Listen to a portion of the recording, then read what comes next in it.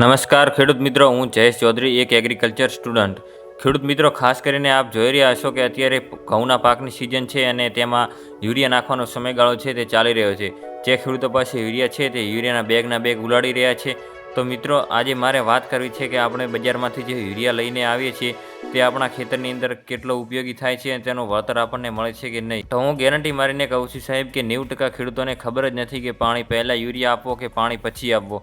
તો આના વિશે હું વાત કરવાનો છું કે વૈજ્ઞાનિક કારણો જે છે તે શું કહી રહ્યા છે. પાણી પહેલાં યુરિયા આપવું કે પાણી આપ્યા પછી યુરિયા આપવું? તો આ પ્રશ્નનું સોલ્યુશન માટે અમે વિડીયો બનાવેલો છે, તમે તેને ખાસ નિહાળજો. જો પછી તમારી જેવી ઈચ્છા, તમારે જેમ કરવું એમ કરજો, પરંતુ આ વિડીયો તમે પૂરો જોજો જેથી તમારામાં બદલાવ આવશે. એ 100%ની વાત છે. તમે ખેડૂતોને પૂછો કે યુરિયા તમે ક્યારે આપો છો, તો તમને બે અલગ અલગ જવાબ મળે છે.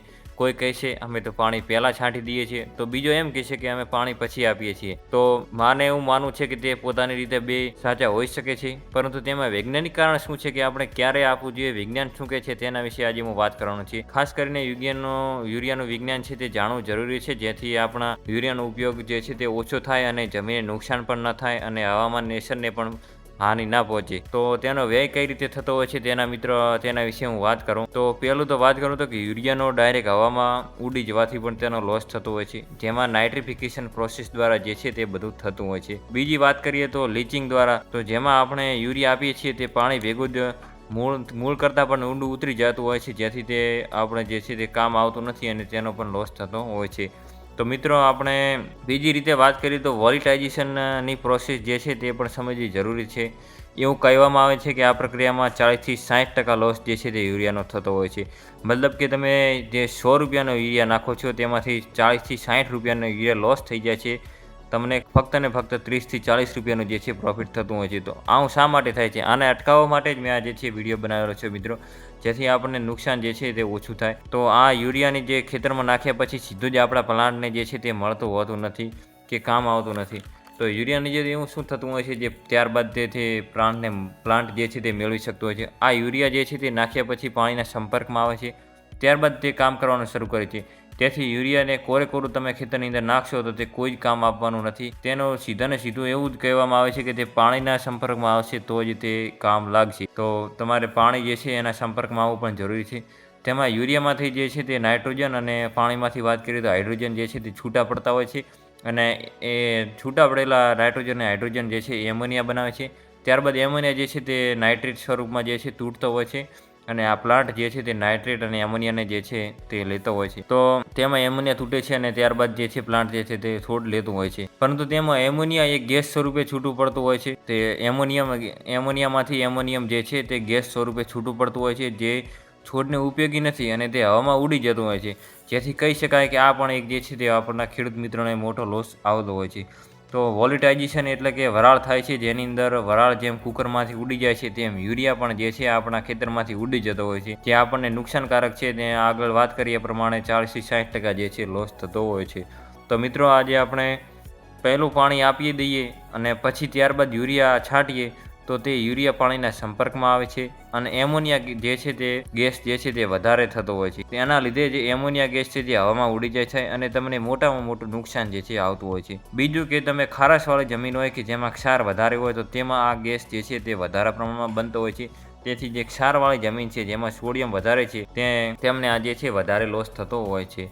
ખાસ કરીને અમુક લોકો બપોરે 2 વાગ્યે પણ ગરમીમાં યુરિયા જે છે તે ઉડાડી રહ્યા હોય છે, તો તેમને ખબર નથી હોતી કે આ જે છે એમોનિયા ગેસ છે તે બપોરના ટાઈમે તાપમાન વધારે હોવાને કારણે તે ઉડી જતો હોય છે અને તેમને નુકસાન થઈ રહ્યું છે તે ખેડૂતને ખબર હોતી નથી. તો ત્યાંથી બપોરે પણ જે છે તેનો ઉપયોગ જે છે ટાળવાનો કોશિશ કરવી. હવે મહત્વની વાત એ છે કે પાણી આપીને યુરિયા આપવું કે યુરિયા આપીને પછી પાણી આપવું. તો હું વાત કરું તો પહેલું તો કે ખાસ કરીને પહેલાં જો યુરિયા આપી દઈએ અને પછી પાણી આપીએ તો શું થતું હોય છે? તો જો યુરિયા જે છે તે પાણીમાં જે છે તે દ્રાવ્ય થઈ જાય છે અને જમીનના નીચે ઉતરી જાય છે, જેથી ગેસ સ્વરૂપે ઉડવામાં જે છે તે ચાન્સીસ જે છે તેના જે ઓછા થઈ જાય છે, તેને ઉડી જવું મુશ્કેલ થઈ જાય છે. ત્યાંથી યુરિયાનો લોસ થતો નથી અને ખેડૂતને પણ ફાયદો થતો હોય છે. તો તેની આપણે વધારે વાત કરીએ તો તેમાં વધારે તાપમાન હશે તો પણ તેને કોઈ નુકસાન થવાનું નથી, કારણ કે તે પાણીમાં જે છે તે દ્રાવ્ય થઈ ગયું છે. ખારાશવાળી જમીનમાં પણ જે તેનો છે ઓછો વ્યય થાય છે આ પ્રોસેસ દ્વારા. તો મારો આ એક વાક્ય જે છે તમે યાદ રાખજો મિત્રો, કે હંમેશા યુરિયા આપીને પછી જ પાણી આપવું.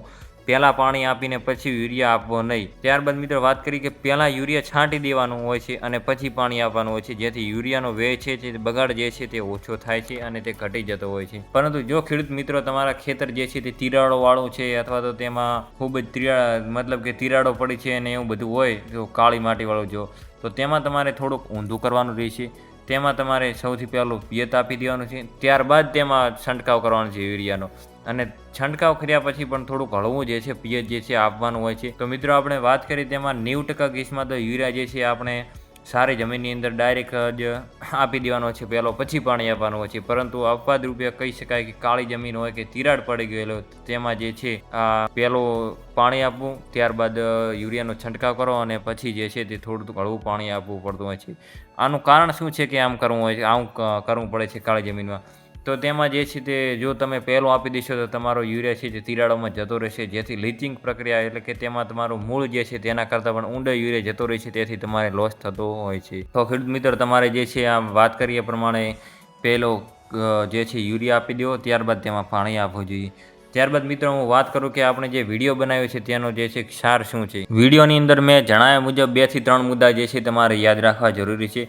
પહેલું તો હું વાત કરું કે યુરિયા આપી અને પછી જ પાણી આપવું. પહેલો મુદ્દો યાદ રાખવો ખેડૂત મિત્રો કે યુરિયા આપવું અને પછી જ તેમાં પાણી આપવું જોઈએ. બીજી વાત કરું તો કે યુરિયા આપીને ત્યાર પછી જમીન જે છે યુરિયા તમે આપો ત્યારે તમારી જમીન છે તે સાવ સૂકી ના હોવી જોઈએ, કે દરડા પડી ગયેલા હોય તેમાં જો કે તે સૂકી હોય ને ભેજ ના હોય ને એવું રાખવું નહીં. કારણ કે જો યુરિયા જે છે ભેજના સંપર્કમાં નહીં આવે તો યુરિયા કશું જ કામ કરવાનો નથી. તેમાં જે એમોનિયમ છે તે એમોનિયમ નાઇટ્રેટ સ્વરૂપમાં જે ફેરવવાનો તે છે પ્રોસેસ જે છે તે થવાની નથી. તો તે જે રૂટ જે છે મતલબ કે તમારું પ્લાન્ટ જે છે તે આને લઈ શકવાનું નથી. ત્યાંથી તમારે થોડોક ભેજ પણ હોવો જરૂરી છે. ત્યારબાદ મિત્રો હું તમને વાત કરું કે આ તમને જે છે તેને સીધું જ એક્ઝામ્પલ તરીકે ઉદાહરણ તરીકે લઉં તો આપણી પાસે ધારો લોટ પડ્યો છે અને તમારે ઘઉંનો લો કે બાજરાનો લોટ છે તમારી પાસે, અને તમારે જો ખાવું છે તો તમે ડાયરેક્ટ સીધું તેને ખાઈ શકવાના નથી, કારણ કે તેમાં તમારે તેલ અને પાણી વડે તેને બાંધી અને રોટલી બનાવશો, ત્યાર પછી તમે એને ખાઈ શકવાના છો. તો આવી જ પ્રોસેસ જે છે તે પણ આ જે આપણા પ્લાન્ટ જે છે મૂળ જે છોડ જે છે તેમાં આ જ રીતે થતું હોય છે. અને તેમાં જેથી યુરિયા તમે નાખો છો એ સીધો જ પ્લાન્ટને મળતો નથી. આપણે વાત કરીએ પ્રમાણે જે નાઇટ્રેટ સ્વરૂપમાં ફેરવાય છે અને ત્યારબાદ તેને મળતો હોય છે. તો એના માટે આપણે આ ભેજ જે છે જરૂરી બનતો હોય છે. તો મિત્રો બીજી વાત કરું કે તમે ખાલી ખોટા યુરિયાને ઉડાડી દેશો તો કશું જ કામ નહીં આવે, એટલે જમીનમાં થોડોક પણ ભેજ પણ રાખવો જરૂરી છે. અને જો ખેડૂત મિત્રો તમારે આનો જો ટ્રાય કરવો હોય તો તમારે એવું કરવાનું છે કે 2 વીઘાની અંદર સૌથી પહેલાં યુરિયા નાખવાનું છે, ત્યારબાદ પાણી આપવાનું છે, અને બાકીના 2 વીઘાની અંદર તમારે પહેલાં પાણી આપીને પછી યુરિયા આપવાનું છે. ત્યારબાદ તમે જો ઉત્પાદન મળે છે તેના વિશે તમારે જે ઓબ્ઝર્વેશન કરવાનું છે, જે જોવાનું છે કે કયામાં સારું ઉત્પાદન મળ્યું છે.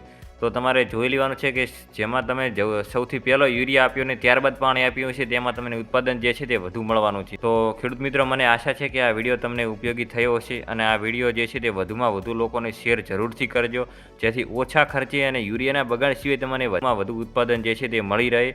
અને આવા જ વિડીયો જોવા માટે અમારી YouTube ચેનલને સબસ્ક્રાઈબ કરી દેજો.